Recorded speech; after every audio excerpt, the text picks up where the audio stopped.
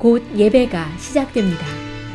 온라인으로 하나님께 드리는 예배에 정성을 다해 임해 주시기 바랍니다.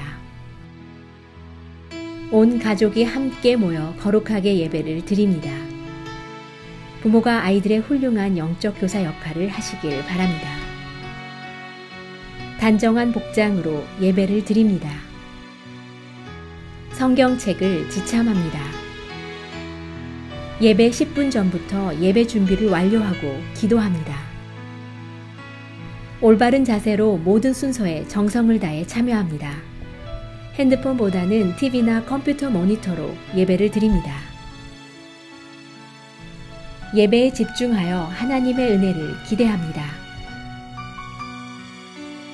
헌금은 정성껏 준비해서 우편으로 보내시거나 직접 교회 사무실 헌금함에 봉헌합니다.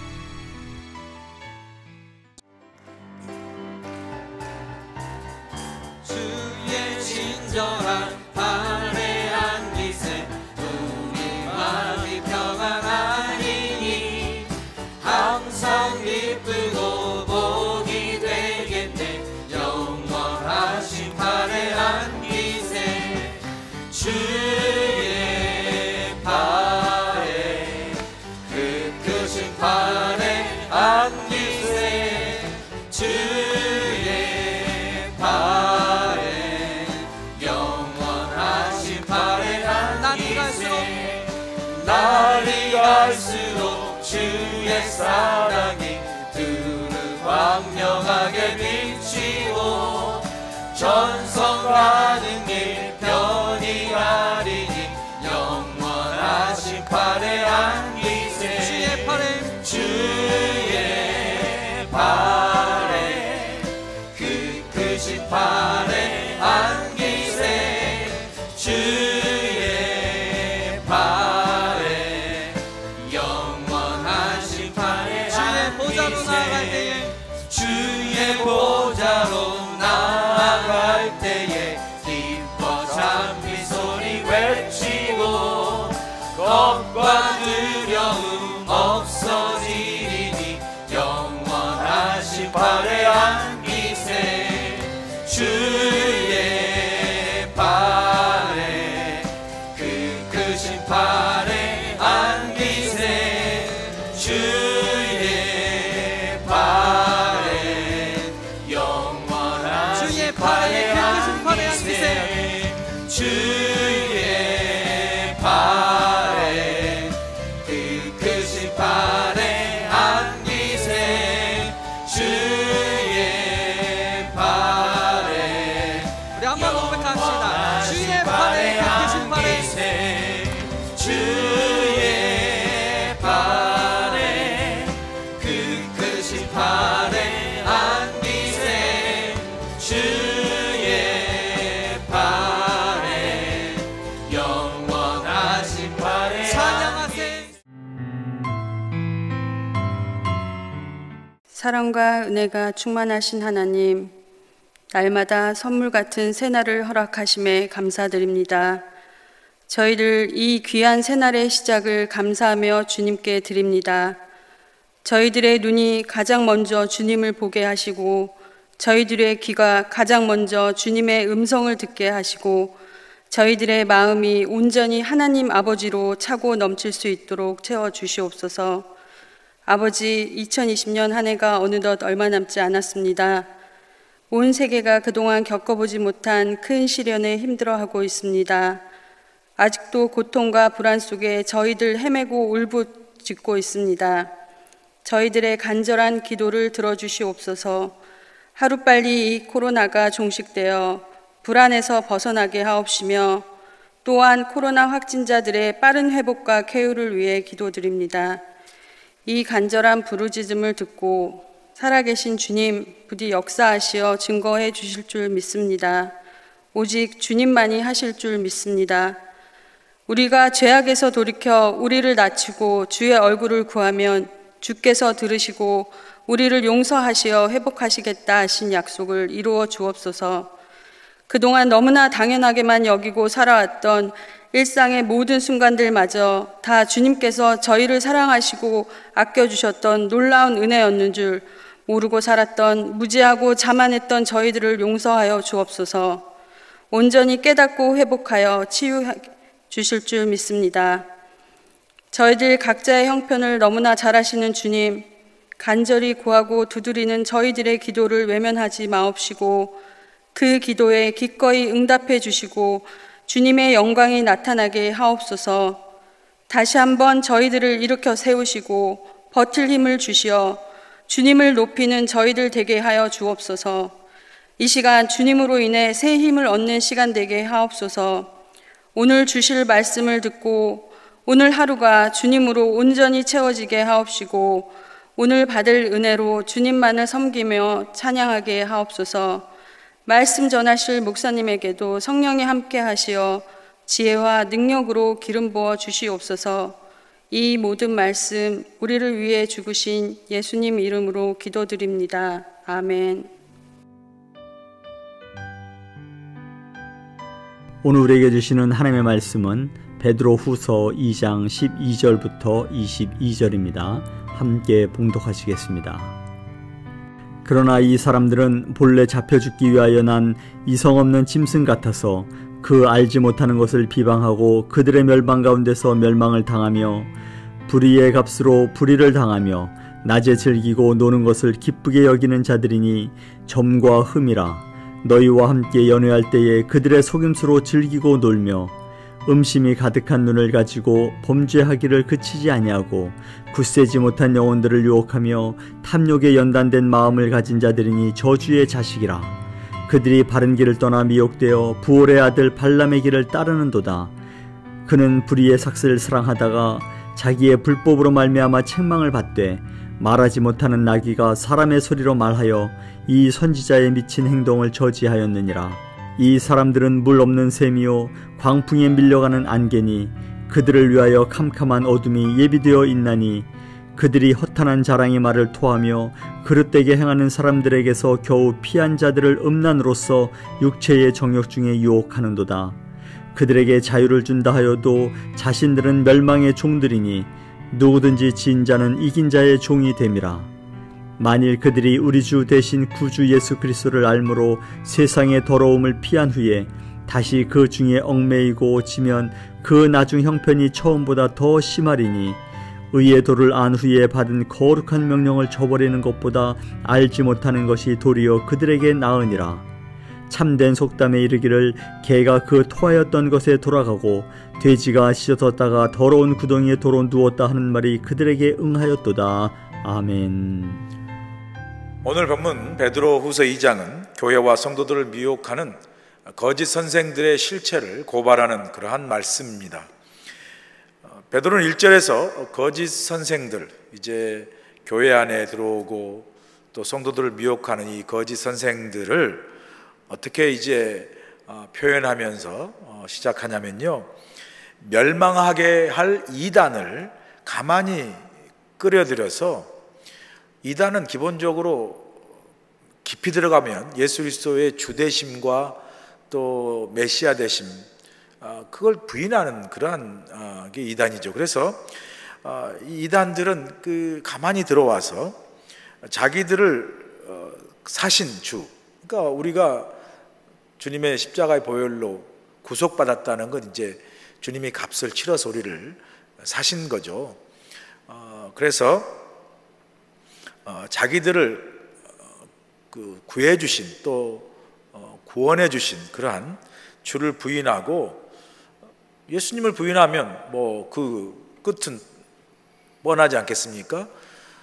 예수를 믿지 않음으로 멸망에 이르고 영생에 이를 수 없는 것은 결국은 사망에 이르는 거죠.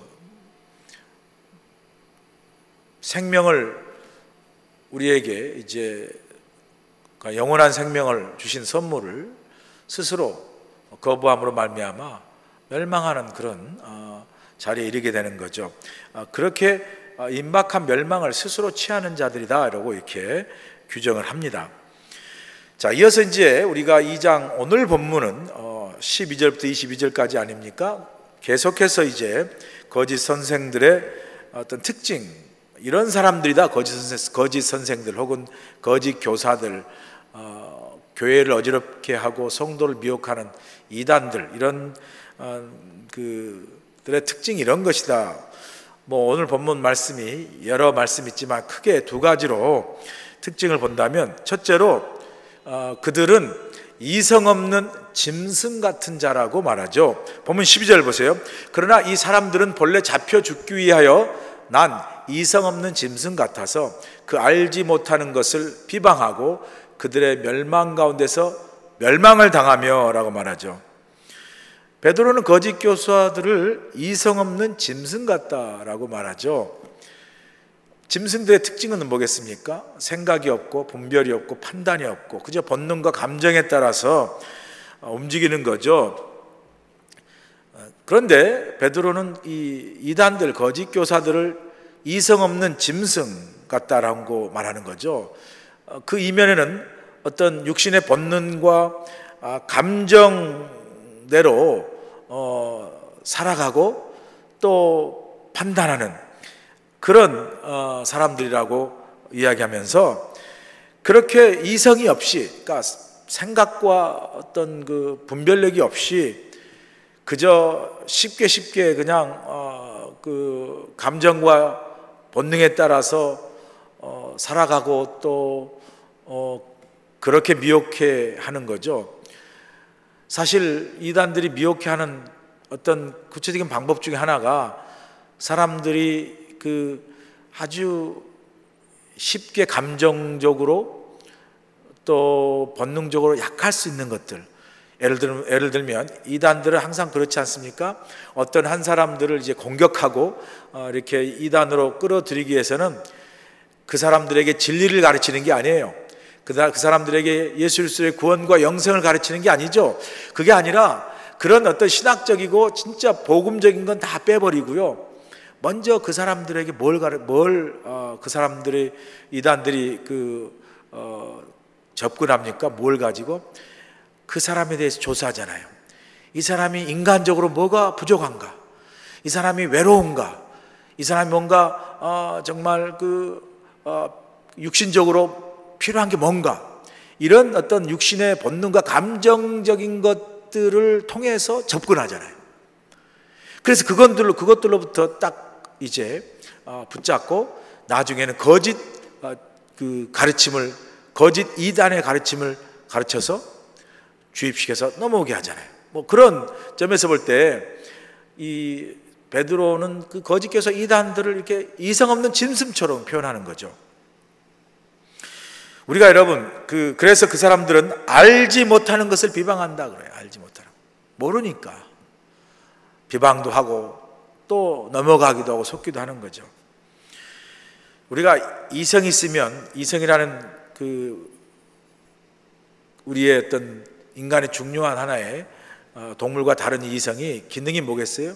옳고 그름을 판단하는 거죠. 분별하고 사리 판단하는 거죠. 그래서 이성의 가장 중요한 건 생각할 수 있다는 거 아니겠어요? 사람이 동물과 다른 건 생각한다는 거죠. 이성이 있다는 거죠. 그런데 이런 이성이 없는 짐승 같다 그러면요, 사람은 사람이지만 이성이 없으면 뭡니까?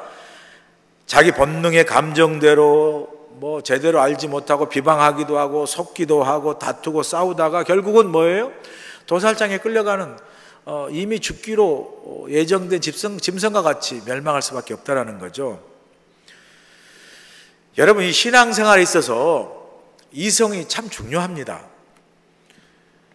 하나님은 우리에게 자유의지를 주셨잖아요. 이 자유의지, 그러니까 동물과 달리 우리에게 선택할 수 있는 자유의지를 줬다는 건요, 이 자유의지가 어떻게 작동하냐면요, 하나님께서 우리에게 동물과 달리 이성을 주시고 생각할 수 있는 능력을 주셨기 때문에 그 이성과 생각할 수 있는 능력 속에 선택할 수 있는 자유의지가 발생하는 거죠.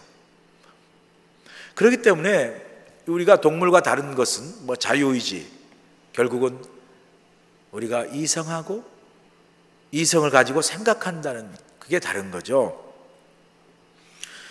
그래서 하나님께서 우리에게 무엇이 옳고 그른 거를 판단하고 분별할 수 있는 이성이라는 것을, 자유의지를 선물로 주셨어요. 선물로 주셨어요. 그래서 선악과도 하나님께서 아예 못 먹게 입을 막아버릴 수도 있고요, 아예 그냥 눈을 눈을 멀게 할 수도 있고요. 뭐 못 보면 못 먹으니까 여러 가지 하나님이 방법을 쓰셔서 굳이 안 따먹게 할 수 있어요. 그러나 우리 스스로 그것을 판단해서 선택하도록, 그래서 자유의지와 이성과 또 생각할 수 있는 능력을 주셨다는 거죠.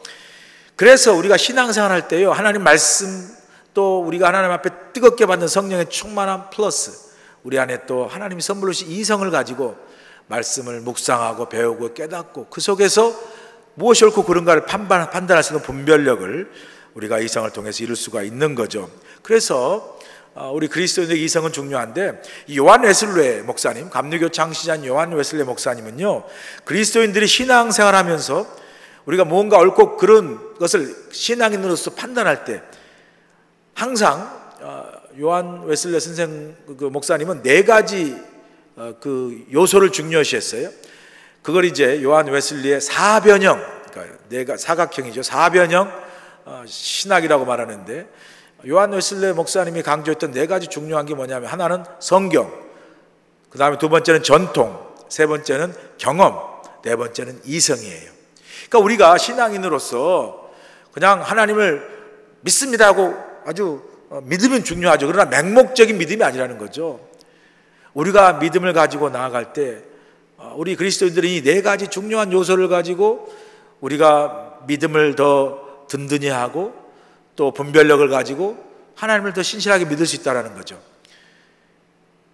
자, 이 4가지 성경, 전통, 그 다음에 경험, 이성 중에 우리가 이제 어떤 걸 옳고 그름 판단할 때 우리가 성경도 비춰보고 또 우리 교회에 오랫동안 내려온 전통, 교리 같은 것도 비춰보고 또 우리가 살아오면서 우리가 인간이기 때문에 경험하게 되잖아요. 경험할 때 무엇이 옳고 그른 이 경험도 또 비춰보면서 뿐만 아니라 이 모든 것들을 종합적으로 그래서 이게 옳구나 그러구나라고 사리를 판단하고 분별할 수 있고 생각하게 하는 이성을 주셨다는 거죠. 이 4가지가 균형 있게 작동을 하면서 우리는 신앙생활에 옳고 그름을, 그래서 무엇이 하나님의 뜻에 합한 것인가를 판단해 나간다는 거죠. 그런데 이 4가지 성경, 전통, 경험, 이성 중에 가장 제1의 기준이 되는 것, 이게 이제 프라이머리 소스라고 그러죠. 가장 제1의 기준이 되는 것은 바로 성경이다. 우리가 물론 이성도 생각하고 또 우리가 교회 내려온 여러 가지 전통도 생각하고 또 경험도 있지만, 그러나 이 모든 것을 가지고 균형 있게 판단하되 최종적인 판단의 기준은 바로 하나님의 말씀인 성경이 돼야 된다라고 요한 웨슬레 목사님 우리에게 말씀했죠. 그래서 우리가 이렇게 그 4변형 중에 이성 참 중요한 거죠. 그래서 우리가 뭘 판단하고 결정할 때 우리 본능적이나 감정적인 걸로 하지 아니하고 늘 말씀에 기초한, 그래서 말씀에 기초한 이성적인 판단을 통해서 모든 상황 속에서 하나님의 뜻과 하나님의 선한 목적을 이루는 그런 신앙생활을 해야 하는 것이죠. 그런데 앞서 잠깐 말씀한 것처럼 그 교회에 가만히 들어와서 성도들을 미혹하는 이 이단들이나 거짓 선생들은요, 특징이 뭐냐면 이런 우리 하나님께서 우리에게 주신 이성을 마비시켜요. 생각을 못하게 합니다. 여러분, 이단들이 빠진 사람들, 특히 이단들이 이제 그 자기가 포섭해서 그 이단에 속한 사람으로 만들 때 제일 먼저 하는 게 뭐예요? 그냥 생각을 빼버려요. 혼을 빼버려요. 그냥 생각을 못하게 버려요. 그래서 생각을 빼버리고 이성을 빼버린 다음에 거기에 어떻게 해요? 계속적인 거짓으로 막 세뇌시키죠. 정상적인 그 이성적 사고가 작동하지 못하도록 만들어버려요. 그래, 처음에는 아직 완전히 넘어가지 않았기 때문에 처음에 이단들이 뭐 이야기하고 할 때요, 좀 이상한데? 이상하다라고 하는 이 이성적인 사고가 아직도 살아있을 때는 그런 생각을 해요. 그런데 아까 짐승은, 이성 없는 짐승 같다고 그랬잖아요. 내가 생각으로 이상한 것 같은데 내 육신의 피로를 너무나 이 이단이 파고 들어왔어요. 외로운 나에게 빵도 주고 친구도 해주고 뭐 밥도 사주고 함께 해주고 라는 그 인간의 어떤 그 육신의 본능적인 필요, 이것들을 확 채우는 거예요. 그러면서 이성적인 사고는 이상한데 하지만 본능적인 건 이미 너무나 빠져나올 수 없게끔 되어버린 거죠. 그러다 보니까 이제 처음에는 좀 이상하다는 생각을 하지만 이 거짓 교사들과 이단들의 강제적이고 반복적인 거짓말과 세뇌 교육이 이 이성적인 사고를 막아버리고 정상적인 사고를 못하도록, 완전히 이렇게 판단하지 못하도록 생각을 빼버리죠. 이성을 빼버려요. 그러니까 이단들은, 이단의 주체자들도 이성 없는 짐승 같고요, 이단에 빠져 들어간 사람도 이성이 없는 그냥 짐승처럼 본능에서 끌려가는 거죠. 베드로 사도는 그렇게 표현한 거예요. 이성 없는 짐승 같다. 그래서 정상적인 사람이 보면요, 아니 어린아이가 봐도 이건 말이 안 되는데, 이건 좀 이상한데라고 생각할 수 있는 그런 거짓 교리나 거짓 가르침에 대해서요, 계속해서 이성 빼버리고 세뇌해버리니까 그걸 믿어버려요. 넘어가 버립니다. 그래서 어린아이도 믿지 않을 것 같은 그런 거짓 교리를 믿고 확신하며 따라버려요. 이게 그렇게 해서 빠져버리면 이게 참 돌이키기도 힘들어요. 이것이 거짓 교사들과 이단들의 특징입니다. 그래서 거짓 교사나 이단들을 우리가 이제 대할 때 뭐 여호와 증인이든 뭐 통일교든 뭐 다미성교회든 구원파든 뭐 이단들 볼 때 보면 대충 알아요. 정상적인 교회에서 나오는 어떤 그 전도하고 또 정상적인 교회 다니는 교인들하고 이단에 다니는 교인들하고 뭔가 좀만 지나보면 알아요. 이 촉이 온다고요. 영적인 촉이 와요. 촉이 안 오는 게 문제죠. 근데 조그만 말씀을 신앙적으로 제대로 듣고 정상적인 교회에서 제대로 신앙생활을 하면 뭐 장로, 권사, 집사까지 아니더라도 그냥 제대로 신앙생활 해보고 내가 꾸준히 말씀 안에 있으면요, 그 이단들이 아무리 가만히 있으라도 조금만 보면 이상한 게 느껴져요. 잘 가다가도 이단, 끝이 좀 이상하네? 뭔가 좀 이상한데? 그럼 이상한 거예요, 그게. 그게 성령께서 촉을 주시는 거죠. 그렇게 촉을 줬을 때 대처 방안은요, 그래도 뭐 좀 다른 게 있나? 호기심 가지고 더 이야기해볼까? 또 만나보고? 이런 거 하지 마세요, 그냥. 이 촉이 오면, 그리고 아예 볼 때 딱 눈이 발 때 그런 사람이고 이단이고 거짓 교사면요, 아예 접근 금지. 그죠? 뭐 긴가민가 미적대고 뭐 말 붙이고 뭐 만나볼까? 이것도 필요 없어요. 그냥 아예 초전박살. 그냥 필요 없어요. 가세요. 시간 없어요. 우리가 교회 다닙니다. 끝. 교회 다니는데요, 그런 것도 뭐 요도 필요 없어요. 끝. 나이스하게 해줘. 뭐 나이스가 무슨 나이스예요? 나이키도 아니고 그냥 문전박대. 그냥 가세요. 왜냐면요, 그렇게 초전박살, 문전박대, 아예 그냥 그렇게 접근 금지를 해야 나중에 잘못 이단 빠져보세요. 내 인생도 망치고요, 가정도 다 망치고요, 그리고 내 영혼까지도 팔려버려요. 결국은 뭐예요? 그 이단에 이성 없는 짐승처럼 끌려다닌다고요. 그 이단의 밥이 되는 거죠. 여러분, 그게 더 무섭지. 처음에 초전박살, 접근금지, 문전박대가 뭐가 그게 어려운 겁니까? 그게 더 무서운 거지. 나중에 끌려가서 완전히 영혼 없는 짐승처럼, 이성 없는 짐승처럼 그들의 노예처럼 살잖아요. 아닌 것처럼 하지만 이단으로 들어가 보세요. 이건 뭐 로봇이죠. 뭐 그냥 뭐 신천지 보세요. 신천지. 아니 무슨 이만희가 뭐라고 그 젊은 애들이 막 그냥 쫙쫙쫙쫙 앉아가지고 그냥 막 박수치고 막. 아이고 정말 그 청춘이 아깝지 않습니까? 그런데 그렇게 빠진다고요, 그게. 그 우리가 얼마나 이 큰 책임을 져야 합니까? 교회와 우리 믿는 그리스도인들이 얼마나 제대로 복음을 전하고 그 이단들, 거짓 교사들, 그것들을 얼마나 우리가 정말 속된 말로 부시고 이기고 이리가 양을 먹지 않도록 지키는 게 얼마나 중요합니까?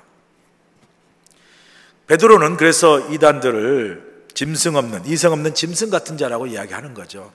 자, 두 번째, 또 베드로는 이단들 뭐라고 표현하냐면요, 그들은 저주의 자식이라고 말합니다. 본문 14절 보세요. 음심이 가득한 눈을 가지고 범죄하기를 그치지 아니하고 굳세지 못한 영혼들을 유혹하며 탐욕에 연단된 마음을 가진 자들이니 저주의 자식이라. 베드로 사도는 이 이단들을, 또 거짓 선생들을 저주의 자식이라고 아예 저주를 해버립니다. 사실은 이렇게 저주의 자식이라고 강하게 베드로가 비난하는 것은요, 책망하는 것은요, 이들이 어떻게 해요? 연약하고 무고한 영혼들을 유혹하여 넘어지게 하기 때문에 그래요. 예수님도요, 마태복음에 보시면 영혼을 실족하게 하는 사람을 예수님께도 강하게 저주했습니다. 마태복음 18장 6절 보세요. 누구든지 나를 믿는 이 작은 자 중 하나를 실족하게 하면 차라리 연자 맷돌이 그 목에 달려서 깊은 바다에 빠뜨려지는 것이 나으리라 그래요. 한 영혼을 실족하게 한 그 사람은 차라리 목에다 연자 맷돌을 메고, 연자 맷돌 알잖아요. 얼마나 무거워요. 메고 그냥 깊은 바다에 수장시키는 것이 낫다. 이건 강한 책망을 넘어서 저주죠. 이런 사람은 죽어도 싸다, 이런 거 아니겠어요? 저주적인 표현이죠. 왜 그렇게 베드로도 그렇고 저주의 자식이라고 말씀하시고, 또 주님도 이렇게 강하게 연자 맷돌을 메고 바다에 수장시킨 것이 낫다라고 강한 저주의 책망을 하셨을까요? 그들이 그 무고하고 연약한 영혼을 실족하게 하기 때문에, 넘어뜨리기 때문에, 주님이 그 한 영혼을 살리게 해서 십자가에 달려 죽기까지 그 모든 핏값을 치러 고귀하게 살려는 그 영혼을 넘어지게 하고 실족하게 하기 때문이라고 말씀하죠. 그런데 거짓 교사들이 어떻게 영혼을 실족하게 한다고 말씀합니까? 이렇게 말하죠. 일해야 할 낮에 즐기고 놀게 하고요, 그리고 잔치를 베풀어 흥청망청 살게 하고요, 그리고 속임수를 쓴다 그러고요, 또 음심이 가득한 마음을 갖게 하여 성적인 범죄를 저지르도록 그렇게 유혹해서 결국은 유혹과 탐욕이 어우러져서 영혼을, 어떻게 연약한 영혼을 실족하게 한다는 거죠. 넘어지게 한다는 거죠. 그래서 그들로 하여금 믿음의 자리, 믿음의 바른 길에서 떠나게 한다고 이야기합니다. 그 믿음의 바른 자리에서 떠나게 하는 그 예로 베드로는 구약 민수기 22장에 나오는 부올의 아들 선지자 발람 사건을 예로 들고 있죠. 본문 15절 보세요. 그들이 바른 길을 떠나 미혹되어 부올의 아들 발람의 길을 따르는도다. 그는 불의의 삭슬 사랑하다가, 그렇게 말하죠. 이제 민수기 22장에 가면요, 이제 그 이스라엘 백성들이 출애굽해서 광야 40년을 이제 지나고 요단강 동편으로 해서 암못, 모압 이렇게 해가지고 이제 요단강을 건너서 가나안으로 가려고 그러는데, 이 모압 왕 발락이라는 왕이 있었는데, 이제 그 아모리도 죽이고 그러니까 막 무찌르고 해서 이스라엘 백성이 막 이렇게 자기 땅을 이렇게 올라오고 이제 가나안 땅으로 가려 올라올 때, 사실은 이제 모세가 다 전가를 보내죠. 너희 땅을 지나가게 해달라. 우리 너희 땅 아무 새도 끼치지 않고 우리는 그저 땅을 받고 그 다음에 요단강을 건너서 가나안만 가려고 한다. 그럼에도 불구하고 자기가 혹시 왕권을 뺏길까 봐 무서워서 이 선지자 발람을 초대해요. 그래서 발람에게 돈을 주면서 그 지금 올라온 이스라엘 백성들을 좀 저주해달라. 그래서 그들로 하여금 저주를 받고 가나안 땅에 들어오지도 않고 못 가게 하고 자기 땅에도 들어오지 않도록 해달라고 부탁을 하죠. 발람이 거부를 합니다, 처음에. 그런데도 발락이 또 더 많은 돈을 보내고 보화를 보내서 또 부탁을 하고 3번씩이나 부탁을 하죠. 이스라엘 백성을 저주해달라는 부탁을 3번씩을 합니다. 그런데 처음에는 거절하다가 나중에는 이 발락 왕이 제안한 그걸 받아서 발람 선지자가 이스라엘 백성들을 저주하기 위해서 발락 왕을 만나러 가지 않습니까?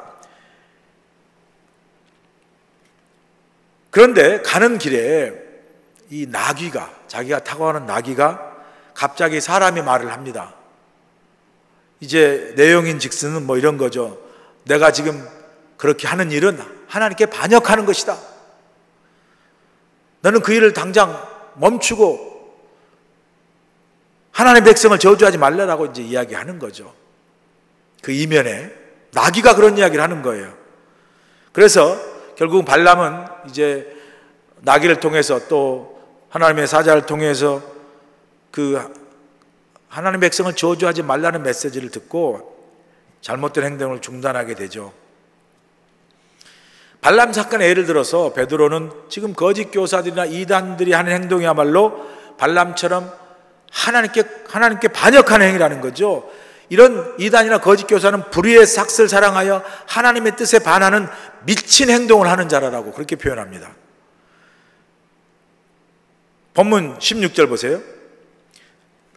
자기의 불법으로 말미암아 책망을 받되 말하지 못하는 나귀가 사람의 소리로 말하여 이 선지자의 미친 행동을 저지하였느니라 그래요. 아니 말 못하는 짐승이, 그러니까 말 못하는 짐승이 봐도 너 그렇게 하는 게 옳지 않는 거야. 하나님 백성을 저주하는 게 선지자로서 옳지 않는 거야라고 그렇게 말 못하는 나귀도 그렇게 책망했다는 거죠. 그래서 그 나귀가 발람 선지자의 그 미친 행동을 막았다는 거죠. 선지자로서 하나님의 백성을 저주하는 일을 막은 거죠. 결국은 이 발람이 하려고 했던 그 행동은 말 못하는 짐승인 나귀맛도 못한 그런 행동이고, 결국 발람은 짐승인 나귀맛도 못한 인간인 거죠. 우리 주위에 사람을 욕하는 말들이 뭐 우리가 욕을 해서는 안 되겠지만 욕하는 말들이 있지 않습니까? 그 욕 중에 큰 욕 중에 하나가 뭡니까? 가끔 우리가 막 듣잖아요. 이 짐승만도 못한 놈아, 이 개만도 못한 놈. 이런 말은 참 심한 욕이잖아요. 아니 사람이 한 사람이 이 세상에 태어나서 인생을 살아가면서 자신이 살아온 삶의 내용이 삶의 가치와 내용이 한 인간으로서의 그 삶으로 존중을 받지 못하고 자기가 살아온 삶의 내용과 행동이 그것들이 가치가 짐승봐도 못하다, 개만도 못하다 그러면 그런 인생은 얼마나 불쌍한 인생입니까? 그런데 발람이 나귀보다 못한 그런 인생, 그런 실수를 범할 뻔하지 않았습니까? 그 거짓 교사들이 그렇다는 거죠. 나귀보다 못한 발람의 인생처럼 짐승보다 못한 저주의 자식이라고 책망하는 거죠. 그런 점에서 우리는 발락왕처럼, 모압 왕의 발락왕처럼 우리가 하나님의 길을 막거나 발람과 같은 거짓 교사들의 유혹에 넘어져서 하나님의 그 바른 믿음의 길에서 떠나지 않도록 늘 주님의 말씀에 순종하면서 주님을 따라서 믿음의 바른 길을 좌우로 치우치지 않고 신실하게 걸어갈 수 있기를 주님으로 간절히 축원합니다. 자, 이제 베드로는 2장의 말씀을 서서히 마무리하지 않습니까? 이제 베드로는 거짓 교사들과 이단자들에게 미혹당한 성도들에게 어떤 일이 일어날 것인가에 대해서 말합니다. 본문 20절 21절 보세요. 만일 그들이 우리 주 대신 구주 예수 그리스도를 알므로 세상의 더러움을 피한 후에 다시 그 중에 얽매이고 싸움에서 지면 그 나중 형편이 처음보다 더 심하리니 의의 도를 안 후에 받은 거룩한 명령을 저버리는 것보다 알지 못하는 것이 도리어 그들에게 나으리라 그러죠. 자, 성도들 중에서 이제 예수 그리스도를 주로 믿고 세상과 구별돼서 이제 더러운 죄에서 피하면서 살다가 그 거룩한 그리스도의 삶, 그 성화의 삶을 온전히 이루지 못하고 도중에 거짓 교사에 넘어가고 이단에 결국은 넘어가면 어떻게 하죠? 이단에 얽매이잖아요. 그러니까 거짓 교사 이단은요 얽매여 버려요. 그래서 이단에 한 번 들어가면 못 빠져나온다니까요. 늪처럼 얽매여 있으니까. 이렇게 얽매여 살게 되면요 그때 그 형편이 사실은 믿지 않았을 때 처음 때보다 훨씬 더 큰 어려움, 더 빠져나오기 힘든 그런 그 고통을 경험하게 된다는 거죠. 뭐 처음 예수 믿지 않으면 또 뭐 믿지 않는 상태에서는 무엇이 옳고 그른지 모르니까 뭐 몰라서 죄를 지을 수도 있어요. 그러나 예수 믿고 예수를 알게 된 이후에, 그런 이후에 거짓 교사나 이단에 빠지면요, 여러분 이 예수 믿지 않는 상태에서 이단에 들어갔다 나오기는 쉬워요. 뭐 물론 어렵겠지만 그것보다 믿다가 이단에 넘어가서 나오려고 그러면요, 믿지 않고 이단에 빠진 것보다 훨씬 더 어려워요. 왜냐하면 나름대로 이단에 빠지기 전에 자기 나름대로 신앙이 생겨가지고 이단에 빠져서도 이게 확신하다, 이게 옳다라고 자기 의가 생겨버려요. 자기 확신적인 믿음이 생겨버려요. 성경적이고 그 다음에 말씀에 기초한 것이 아닌 잘못 배운, 주입된 자기 믿음이 생겨버리는 거죠. 자기 중심적인 믿음이. 그러니까 더 어렵다라는 거죠. 그런 점에서 우리가 먼저 신앙 가지고 믿은 우리의 믿음들을 잘 지키는 게 중요합니다.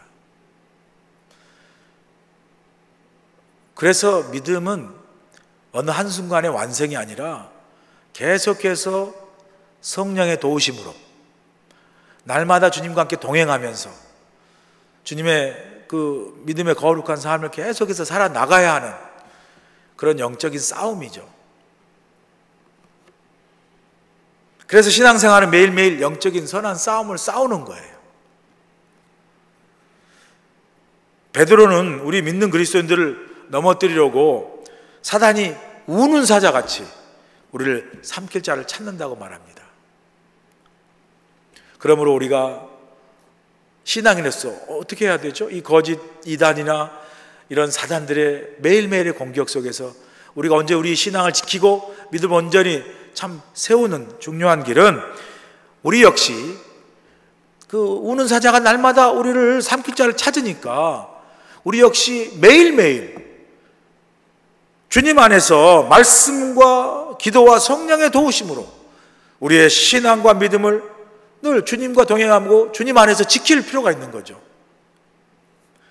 그래서 매일매일 사단의 그 유혹에 넘어가지 않고 주님과 동행하면서 매일매일 말씀, 기도, 성령의 그 충만함으로, 도우심으로 우리가 시작한 이 믿음의 삶, 우리가 시작한 믿음의 이 걸음, 여정이 도중에 거짓 교사, 이단, 사단에 의해서 넘어지지 아니하고 끝까지 믿음의 선한 싸움, 사도 바울이 고백해서 나는 믿음의 선한 싸움을 싸우고 이 믿음을 지켰으니 그랬잖아요.